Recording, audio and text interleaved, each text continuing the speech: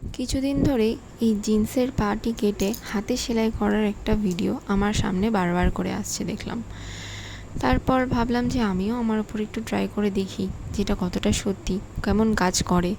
যেমন ভাবা তেমন কাজ নিয়ে বসলাম একটা পুরনো জিন্স, যেটা এতদিন ধরে আমি ভাঁজ করে পরছিলাম। তারপর একটা কাঁচি নিয়ে বসলাম, যেটাতে খুব একটা বেশি ধার ছিল না। তারপর একটা ছুঁচ, একটা সুতো নিয়ে বসলাম, একটা মাপ দিয়ে তারপর জিন্সটাকে কাটলাম। কেটে তারপর সেলাই করতে বসলাম। সেলাই করার সময় একটু অসুবিধা হচ্ছিল, যেহেতু ছুঁচটাও অনেকটাই সরু ছিল, আর জিন্সটা যথেষ্ট মোটা ছিল। কিন্তু তাও যা হোক করে সেলাইটা বেশ খুব ভালোই হলো।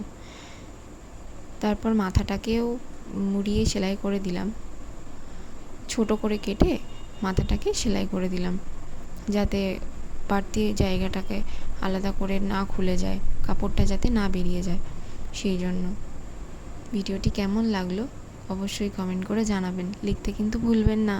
আর চ্যানেলটি সাবস্ক্রাইব করে দেবেন আরও নতুন নতুন এরকম মজার ভিডিও দেখতে। আর কেমন লাগলো সেটা অবশ্যই কমেন্ট করে জানাবেন, আর ভালো লাগলে একটা লাইক করে দেবেন।